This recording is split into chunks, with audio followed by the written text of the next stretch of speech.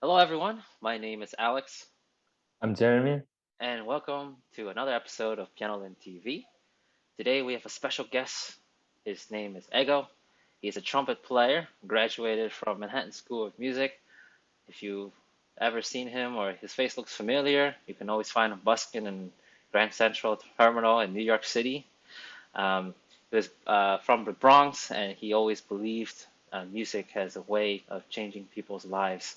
And he has a wonderful, wonderful motto: inspiration without perspiration is hallucination. He is a wonderful person as well as a musician, and we're so honored to have him today to talk about diversity and representation in classical music. It's a huge issue um, in today's society. So I'll leave the stage to you, Ego. Thank you guys so much for having me. I'm very humbled and excited to talk to you guys about diversity and representation in classical music. First, I want to start by saying, you know, when kids are young and they learn to walk, they learn to talk, they learn anything in life, they learn it from the primary caregivers. And so, if we compare that to classical music, if you don't see people like you up on the stage doing wonderful things, you know, you're not naturally going to gravitate towards that. And so that's what a lot of, me personally growing up, when I grew up, I looked up to Whit Marsalis. It's because I saw Whit Marsalis and I heard his classical album that I was like, wow, I want to do that. Imagine if I didn't see Whit Marsalis and I'd be, doing something else. And so, with that being said, the first thing is, why does visual representation matter? A lot of people ask ourselves, and it's just like the answer I gave. You have to see things. One of my mentors says, he told me, says, Eganam, you have to see big things happen in order to make bigger things happen. So if you don't see big things happening, then how can you imagine and how can you push the envelope in creating something that is substantial for people who are going to digest, as a creator, what you're doing? Right, and Ego, from what I've known since we went to college together, your story actually is very inspirational for many. Thank you. You always had that dream of being a trumpet player, somewhat making it big, and you always kept on trying and trying and trying, and you eventually got to where you wanted. And even though you have graduated, there's no end for you. You keep on trying, even though during this pandemic it's been very difficult for many musicians, and you keep going right at it. And I know that um, being being in that stage where you really want to do something, and there's so many people that struggle. There's so many obstacles that may come in your way, um, and being in your environment, being around your peers. I've Hmm. also faced the same thing, being around people who don't understand classical music, but you're Hmm. like the oddball in the audience or within your group, and sometimes it's very unmotivational. Some no one to push you, Right. and I really admire you for really pushing through, and your success, you know, will be remembered by many. I'm sure when I first met you, I didn't know who you were, but as I got to talk to you, I got to hear you perform. even hear you talk, there's a lot in you that many people can look forward and learn from you. Thank you. That really really means a lot. My story, I believe, is no different from anyone who wants to succeed. The bridge between success and, that from my based upon my experiences, is discipline, determination, dedication. Those three words have been something that I have lived by, because if you want something, you just got to go out and get it. Like you read before in my motto, inspiration without perspiration is hallucination. If you're inspired to do something and you're not willing to put the elbow grease and sweat and work, then you're just talking, you're hallucinating, like you had some shrooms or something. um, but yeah, that all that comes from growing up in the Bronx. I grew up in the Bronx. I was very, very lucky to be part of music very early. It was my, my outlet, my escape. And I saw a lot of people perform live. And so I was kind of nurtured in this environment where I constantly saw people succeeding. And when you see people succeed at a younger age, you don't necessarily think of it as an intimidating aspect until society tells you that, oh, what they're doing is really scary. And then you're like, okay, I'm going to be scared now because someone said you're supposed to be scared. You get what I mean? Like a kid doesn't know what something's hot is going to burn them until the parent says, don't touch that. It's hot. And the kid is like, all right, well, I want to see if it's hot. And then they touch it. And it's like, oh, yeah, it is hot. You know what I'm saying? So it Correct. kind of adds that kind of, dichotomy into it. So in relation to all of this about how diversity works, if we look at the history of this country in the world, naturally, when you want to listen to Asian music, you listen to Asian people play it because it's part of their culture. You listen to classical music, you listen to a lot of Europeans play it. You want to listen to jazz, before what it is now, you would find it in Louisiana in this deep south played by African Americans. You want to hear African music, primarily you go to Africa and you learn it. So the world when it started, I think, as far as music wise, is very, very different. It's like little clicks and pockets. But one thing that's always the same is the fact that the music touches you. It doesn't matter what your color, creed, origin is. If the music is written with a strong emotion behind it and authenticity, it's going to penetrate you. And music is the one thing that doesn't need permission to enter you. It enters you and then you react, and then the reaction is your interpretation of what the music is. So when we look at how music has evolved with time, and now that we're having a more multicultural, diverse, society, inclusion is very, very, very important, because inclusion, it breeds the next generation of musicians, of artists, of engineers, of teachers, any and everything, because you have to look back on how history has been telling us, okay, this is what this person has done up until his time on earth is done, and then the next person picks up the mantle. Now, who's the one person that says that classical music is only supposed to be played by Europeans? You know what I'm saying? And there's never been that one person that said this is only music that's supposed to be played, and this is how it's supposed to be, and everybody else just got to fall by the wayside. And that kind of attitude itself is counterproductive to the art form itself, because the art doesn't it they stifle the art's growth, and they only put it down to one specific person. If you open it up, it's going to blossom. It's gonna grow, it's gonna evolve, it's gonna change, it's gonna be awesome. And so growing up, I played in marching bands, I played in jazz bands. I didn't really take classical music seriously until I got to MSM. And that's why I was like, okay, I want to be a classical trumpet player. And I'd finished my undergrad as a music education major, to teach. And I was like, no, I want to perform. And so coming into Manhattan School of Music and then seeing how serious classical musicians are, and having studied it, for their whole life, I'm just like, wow, like this is something serious. To me, it was kind of like almost tongue in cheek. It was like, all right, I don't know how to improvise, so I'm going to study classical music.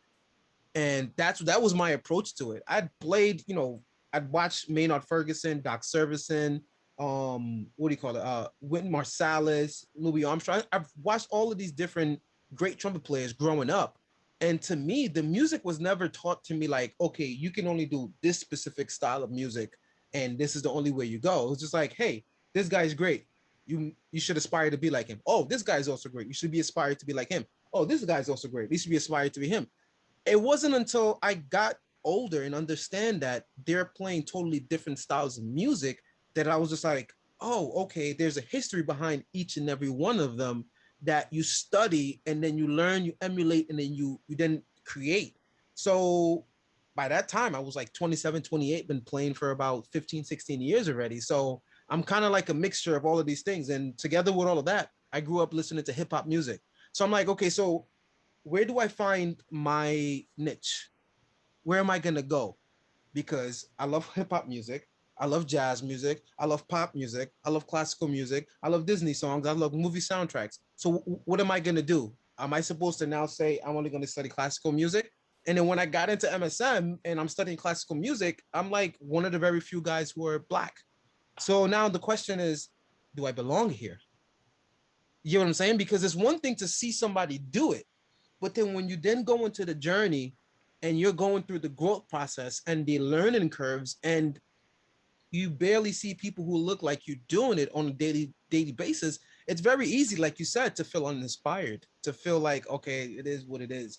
But based upon a lot of my life, like my personal journey, I've always been like, you know what, got to be go getter, got to get it done, because no one has ever handed me anything for, like, for free. So I was just like, you know what, I started it, I'm gonna finish it. I am going to make sure that I'm the best that I can be, and that has actually helped me. And in doing that, you know, one of the perks of going for striving for who you want to be is that you inspire people along the way. And then when you look up and you look back and you see how far you've come, it pushes you to go further. And so that's a lot of basically my history intertwined with the visual representation and also the history of classical music, and with it being the same and also very different in relations to diversity. Right. That's great, Hego. Okay. That's a lot in Mm-hmm. one segment. That's like a summary, but it teaches our listeners here and gives them a viewpoint of classical music is not just that, and it's not Yeah. just who you are. Jeremy, I'll let you fill in for the thoughts. And like Eganam said, I feel to achieve anything, you always have to have people you're inspired by. Right. And of course, nowadays, there are a lot of black classical musicians, Mm-hmm. even in orchestras like Anthony McGill or his Mm-hmm. brother. Mm-hmm. And now the people who are young have someone, if they want to become a clarinetist or flutist or even trumpeter, they have someone they can look up to. Right. And I think that's really important. And then Eganam, I mean, I feel a lot of people are, a lot of classical musicians are more diverse now. Mm-hmm. And I think people, all ethnicities, they feel that they can achieve uh, anything in classical music. And there's an example where, in this case, genetics actually play a role, but in bodybuilding, there's not many Asian bodybuilders. But there was one, Hidetada Yamagishi, who was the first Asian pro, who became pro. And then because many people believed before that with Asian genetics, you can't become a pro bodybuilder. Right. But he became a pro bodybuilder. And then since then, there's been many more Asian bodybuilders. And so I feel that he was an example who proved that Right. it's possible. Right. And so I feel that now how classical music is also becoming more diverse, it's gonna become a good inspiration for the young people who want to Mm-hmm. achieve that goal. Mm-hmm. Absolutely. And while you were saying that, I was thinking of this. I said it only takes one person to break through. Right. and then everybody follows through. And that speaks in volumes of itself, because when you look at the history, like you said, like just human history, it's always, it's kind of like here's the crowd, and one person does something and trailblazes, and then people then say, oh, he's able to get it done, so we can follow that path. And so when you look at classical music in today's day and age, it's not that it's not what's the word? It's not that it's not diverse. It's that a lot of the diversity that happens, generally normal people who don't grow up in a classical home are not exposed to it. And when they're exposed to it, they're thinking, okay, how does this music relate to my everyday life? You know, the regular person's gonna ask you, what what does Beethoven mean to me? Who is Bach? They've heard those songs like countless of times. If ba, ba, ba, ba, ba, ba, ba, everybody knows that one. Or da da da da da da da da dum, ba da da dum, ba da da dum. And those are the very few songs. Like if you want to percentages, it's probably like 0.1 or 2 percentages of actual staple songs that people can relate to in their everyday life, because they hear it either as a ringtone or they hear it in a cartoon or something like that. And so it's brought up, and it's already around their surroundings growing up. And so for the kids who are not into that, by the time they get into, let's say, high school or college or even middle school, if they don't necessarily have a curiosity for growth and learning new things, then there's a disconnect there. And so that's where the representation matters so much, because you can be as diverse, but if it's not being brought out into the front and for people to see it, then it's like, okay, what's the purpose? If you grow up and you only see Pavarotti all the time, only see Pavarotti, but you don't see Michael Austin, then it's like, okay, only Italians can sing it, not African Americans, and that's the thing. One thing that really, really stuck out to me was when I was playing that in Grand Central, I met Mariko Anranku, and she is the harp teacher at MSM. And I met her through her son. Her son was 4 years old at the time. His name was Hide. And they would walk by every day at like 7:15 in the morning, 7:30 with the rush hour crowd. And one day every time they walked by, I'd play Twinkle Twinkle Little Star. The kid would smile and kept going. I didn't know who they are. I didn't know who she was. I just thought, oh, that's a cute kid.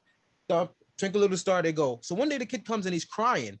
And I'm like, why are you crying? It's like, well, we're changing school, so we're not going to see you anymore. And I was like, oh, well, here's my card. If his birthday's coming up, let me know. I'll do a concert for free for his birthday or whatever. And she was like, all right, cool. Are you sure? I was like, yeah. So she said, his birthday's in 2 weeks. And I was like, all right. So his birthday came. Me and my girlfriend at the time, who's now my fiance, we put a little 45-minute production together. And then she asked me, she was like, you're really good at performing. What do you want to do? I was like, well, I want to go to Manhattan School of Music and study with Mark Gould. And she was like, really? I was like, yeah. She was like, I went to MSM. I was like, oh, that's nice. She was like, yeah, I teach there now. I was like, oh, really? That's nice. She was like, yeah, I play harp for the Metropolitan Opera. And I was like, really? And then she was like, yeah. And because, in classical music, everybody knows everybody. But because I didn't grow up with that, again, that not seeing it, I was just like, all right, I'm just going to play the trumpet and play whatever I think sounds good. I didn't know that was part of the culture of knowing everybody. So she invited me. I'll never forget 2015 Black Friday, right after Thanksgiving. She invited me and my girlfriend, and we went into the Met Opera. There was nobody else in the opera. There was just a dress rehearsal, and I got to watch Rusticana Pagliacci from top to bottom. Wow. It was the two of us in the Met Opera. Can you believe that? A kid from the subway, and during intermission, and this is where it hit me. She came out. She was like, "Hey, do you want to meet the trumpet players?" I was like, "Sure, I'll meet the trumpet player." The first person I saw was Billy Hunter. Billy Hunter's about 5'4", 5'5", I believe, black guy. I'm like, "You play trumpet for this?" And that's when it was like, I was like, I could do this. You get what I'm saying? I was thinking I was getting ready to see some white guys, and not that I had a problem with it or anything. It was that representation, because the diversity, it's there, but because it's not brought out all the time, you know, that's where I think there's a little bit of a disconnect in it. And so when I saw him, I was just like, this is amazing. And then when I got into MSM, the first person that gave a master class during my first semester as a master student was Billy Hunter. So I see him, I'm like, what's up, man? How you doing? He's like, oh, you got into the school. I was like, yeah. He's like, you the guy from the subway, right? I was like, yeah, that's me. And so again, you know, that full circle and how it came around. I'm sure you guys have wonderful stories as well as to how music has impacted you. But that was just something, you know, again, I was just playing Twinkle Twinkle Little Star because kids know Twinkle Twinkle Little Star. Twinkle Twinkle Little Star is a classical song. It's not a jazz song. It's not a, you know, it's a classical song, but it's also a what's the word I'm looking for? A folk song, you know? Right. So that's where everything kind of comes back in circle when you look at it because of the representation. Because I saw him, I was like, wow, he plays for the Met Opera. Maybe I could play for the Met Opera one day. You know, and that kind of ends the whole soliloquy. Wonderful, wonderful story. Thank you. I can visually um, just it's like I'm walking into your shoes, and that is such a wonderful image of the inspiration, the motivation. Just because you just saw something and you were just you were just in the subway station, Mm-hmm. and you did something nice for the kid. And you know what they say about karma, whatever you do back to someone, it hits you even harder. And Right, good things happen for you. right. And I can tell when you were retelling the story, the memories just that came back to you and how happy you were. And this was a life changer for you. Yep. To be able to meet someone and can't believe, oh, this guy plays trumpet. And and then you said, oh, I can do it too. And this is this story, and I'm pretty sure that many other people have encountered this. Um, but just because you don't see someone doing it, or Mm-hmm. you don't feel your surroundings, they're not doing it, doesn't mean you can't. And I was in Absolutely. the same position as you. No one played classical music around me. No one was serious. They kept saying, "Oh, you practice too much. What are you doing? Why you keep playing piano? Let's get out and have some fun." It's the and I believe, as you said, is the education, the way that they were brought up.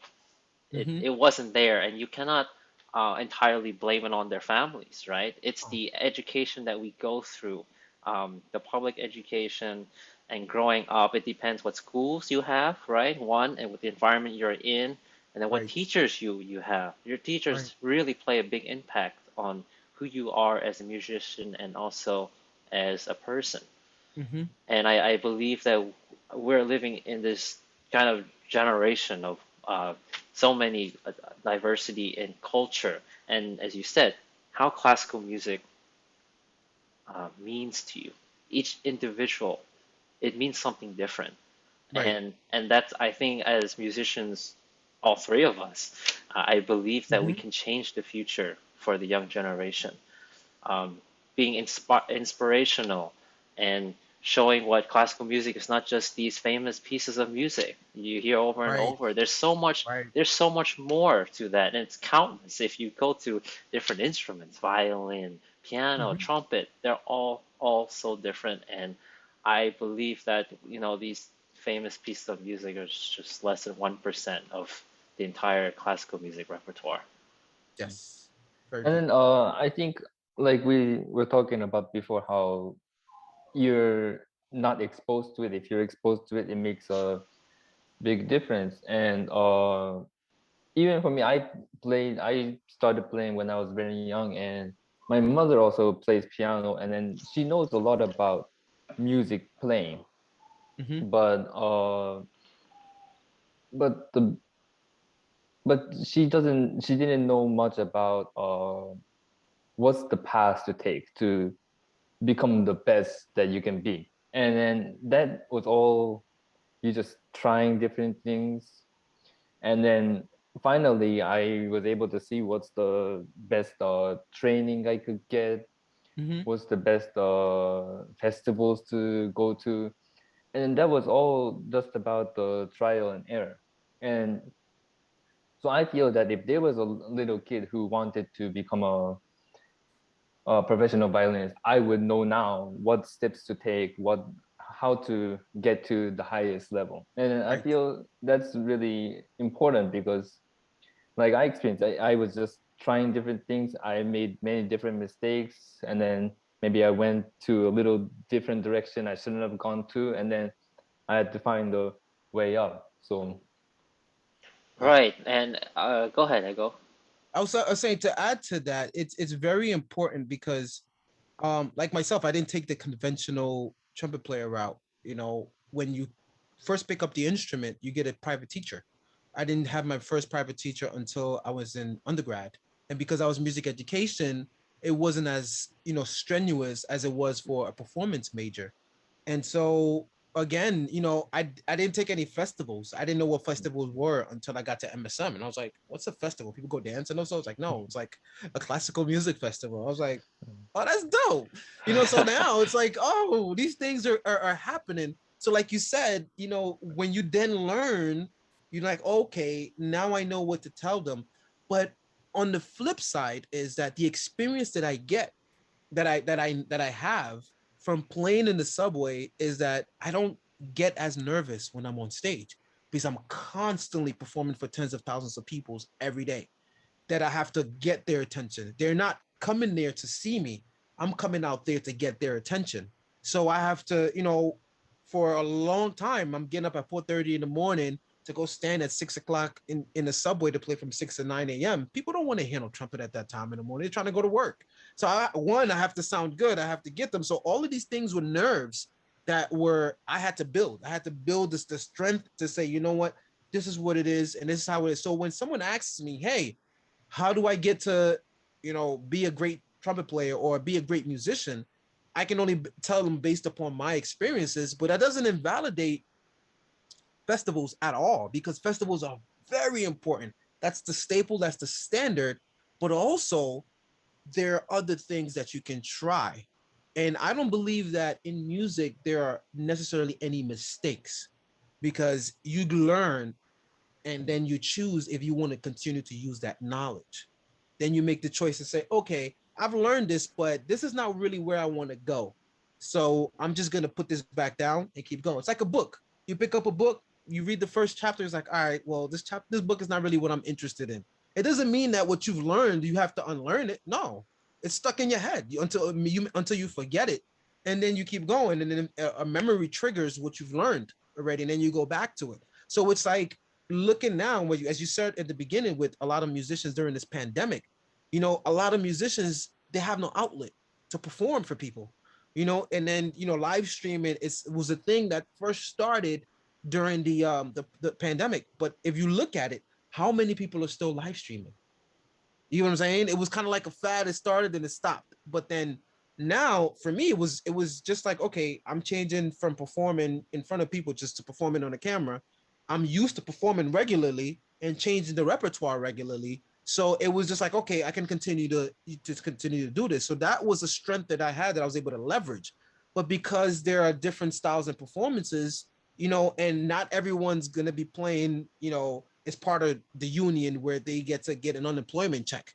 Not everybody's part of what do you call it? The big orchestras, the tier one orchestras that are going to have that same unemployment check to help them get to the next, until the pandemic is over. So again, the experiences that you get, because once I got to MSM, I was like, all right, well, kind of done with playing with the subway, blah blah blah.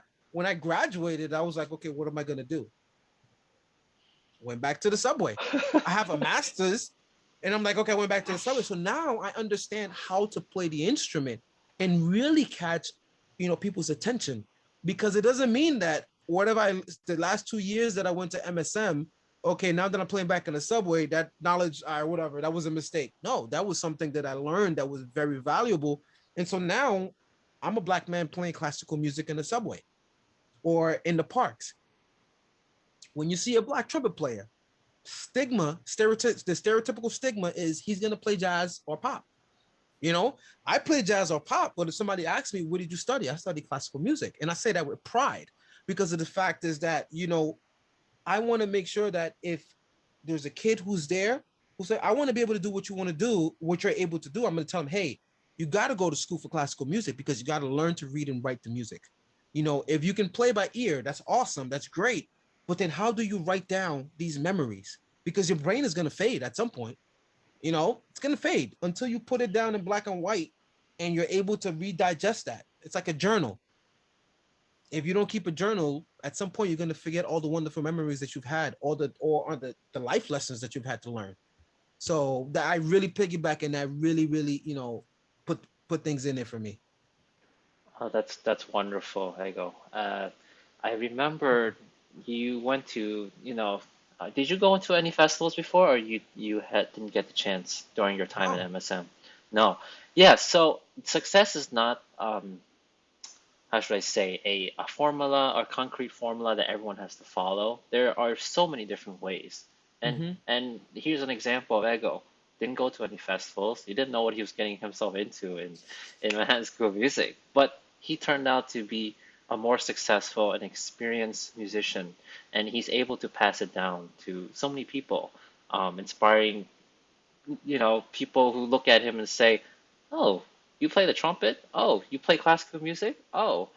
And I and it's true that sure it's not as popular, right? A black man playing trumpet Mm-hmm. and especially classical music, but that doesn't mean that you can't, and it doesn't stop anyone, no matter what ethnicity they are, just because it's not the norm doesn't mean they can't do it. Yeah. You As long stepped as out it's of positive. Yeah, you stepped out of your boundaries. You said, "I want to do it. I don't care what people say," and that's what makes you successful. It's You don't have people telling you what to do, what you cannot do. It's you make your own path, you make your own journey, and that's where you become successful. And I do hope, like in the future, more and more people, look at certain people and saying, "Yeah, I can be a successful musician, or I can be, a successful athlete, any types of field." Right. It's just not one. Oh, it's just this guy. Um, when you look at someone, right? The stereotypical aspect that we get when we're looking at people, it's sort Mm-hmm. of toxic because it affects the people that wanting to achieve that dream. So, Absolutely. and as you said, music is a musical language, a language that speaks to everyone regardless of race, religion, gender, any of those aspects. Just close your eyes, and you don't. It doesn't matter who's playing, and as long as it's beautiful, and you open your eyes, and sure, you see them face to face, but it doesn't change the fact that how they play the music, how they interpret it and speak to the soul, it's actually their way of speaking to you. And if you think it's beautiful and you're impacted by it, that the language of communication is successful. Yep. And Eganam said you didn't have any training until your undergrad, but in your masters you won the concerto competition at school, Mm-hmm. and I think that shows that That's only like 2 years, by the way. Master's program right, at Manhattan School of Music, 2 years without any proper training. Like going I to feel Manhattan School of Music and not knowing what really what classical trumpet into. Within 2 years, he won the competition. Let me also add this to it. I didn't play the C trumpet until I got to MSM. And I'm gonna tell you a story. You're probably gonna laugh. So you're a violinist, so you understand that you play in concert pitch. right. So my first reading class was with orchestral reading class was with Perry So, and we did Mahler 1, and I was playing the fourth trumpet part. This is the first time I'm ever seeing Mahler, and I was taught when you see the music, if it's F, you play F. But in classical music, when you play trumpet, if it says trumpet in C, that means that I have to transpose. So right there, I'm playing the song and I'm like, why does it sound so wrong? And Perry's looking at me in front of the whole class. Can you imagine this? Like my first F in front of the whole class. He's like, fourth trumpet, what are you doing? I'm like, I'm playing the music. It's like, no, you're not. And I'm just like, all right, whatever. So I stopped playing the rest of that class. He was really upset with me. And I didn't know at that point. And when class was over, I looked at the first trumpet player, the principal, who was Trevor at the time. I said, yo, you got to teach me what he's talking about. He's like, have you ever transposed? I was like, what's transposition? He's like, dude, you gotta like you see F and you play C. If you see this, you play that, and you do that for every note. And so he pretty much sat me down and said, okay, this is how you do it. And I was just like, oh, you mean to tell me I gotta learn how to play this? And at that point, class was over already. People already had, okay, why is this guy here? He doesn't even know how to transpose. Like, what? Who accepted him into the school? Could you believe that? And then I was just like, all right, whatever. I'm gonna figure it out. And that was just part of the growth. And my first lesson was with Joe Bergstaller, who's international soloist. And he told me, he's like, hey, if you at this point right now in your career, if you close your eyes and you play the trumpet and all the other guys play the trumpet, you're not gonna sound as good as them.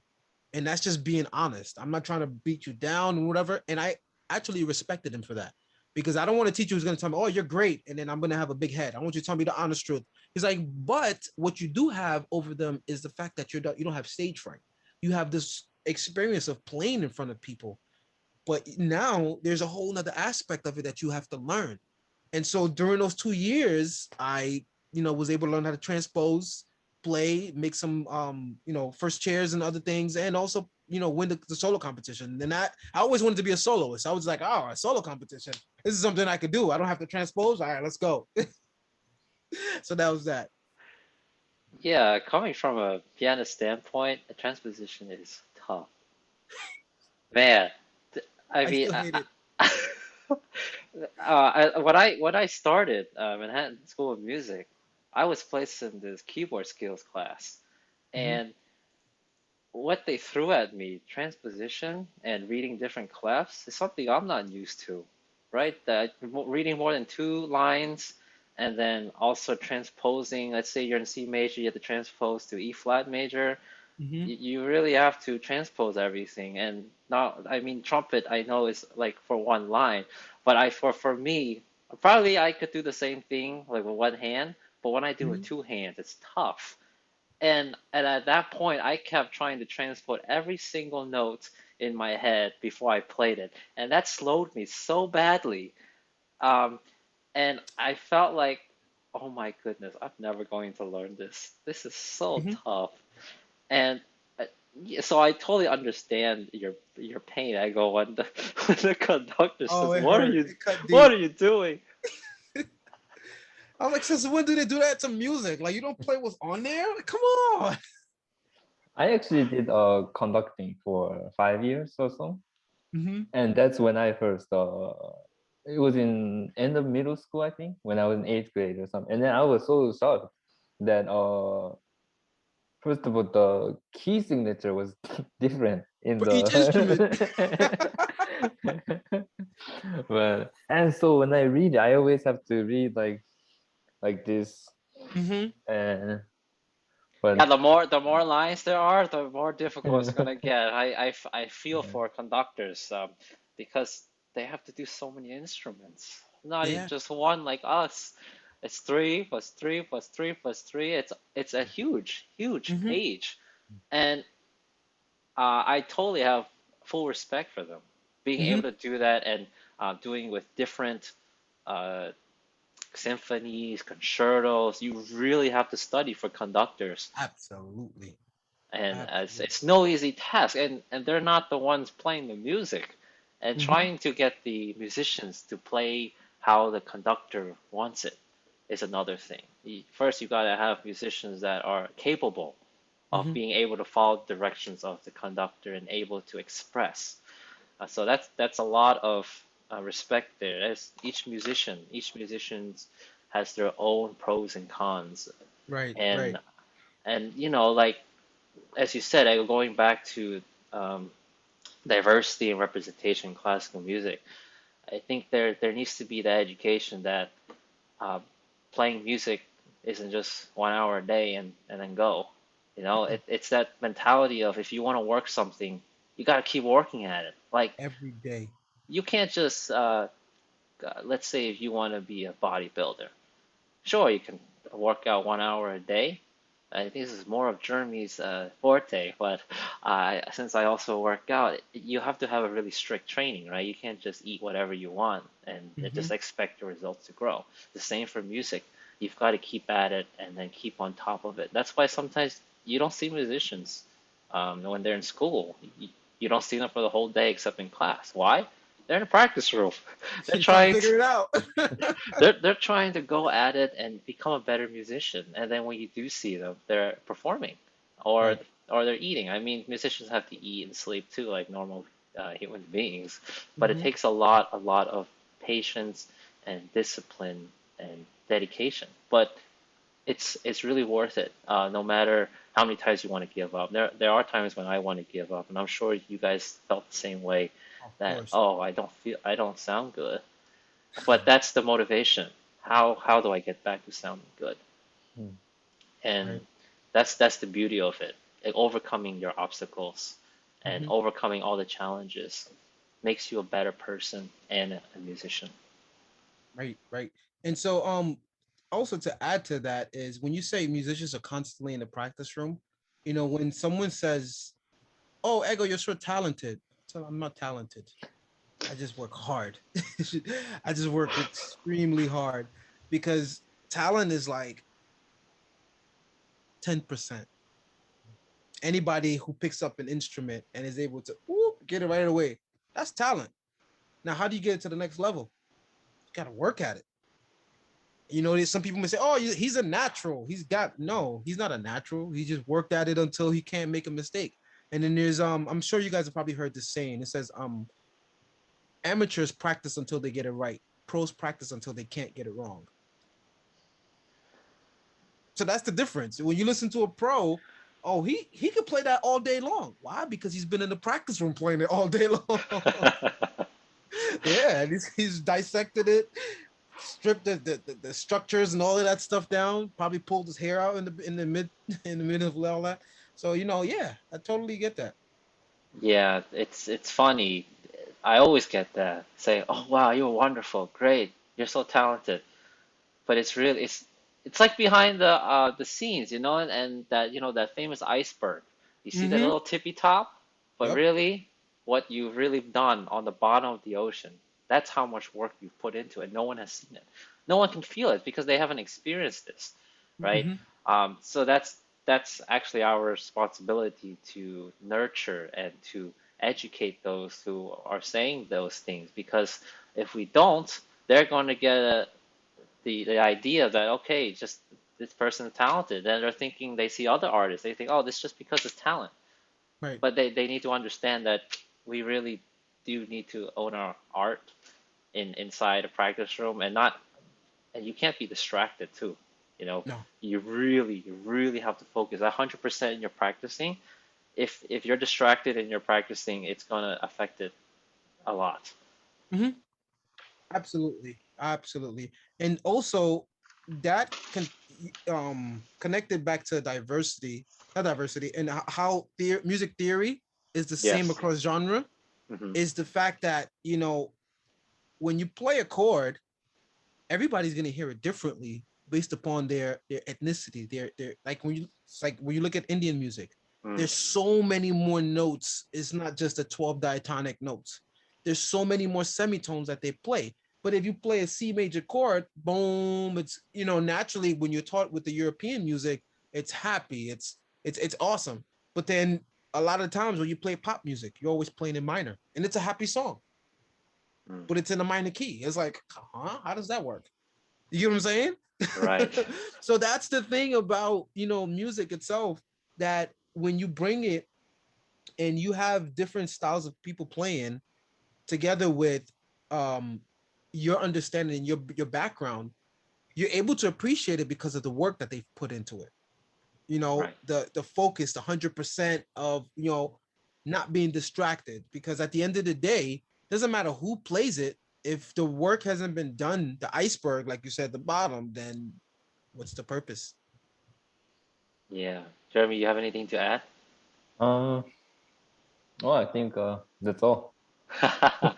Oh my goodness, this has been so fun, Ego, and we are Thank you guys for so having me. thankful or thankful for you to to be on this podcast, and I'm pretty sure our listeners are really appreciated what you had to say. And For you having know, me. knowing you for I don't know, maybe 4 or 5 years already, and following your journey, and also just talking with you here, it's an inspiration. And Thank you. I am so looking forward to, seeing how you still are growing. I mean, you're a young musician, right? And you haven't reached your peak yet. So there's a Wow. lot more, there's a lot more to you, and I can't wait to see what happens. Thank you. Thank you. I really appreciate that. Thank you guys for having me. It's been an honor, a pleasure.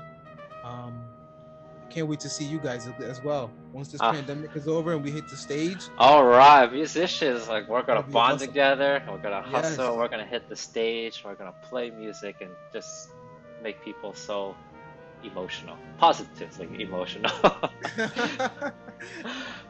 Thank you all for those who are listening to this podcast. This is Pianolin TV. You're watching on YouTube. Make sure to like and subscribe. And if you have any questions, concern, comments, please leave them below. If you're listening on our podcast platform, Spotify, Apple, Google, you can access them all on there.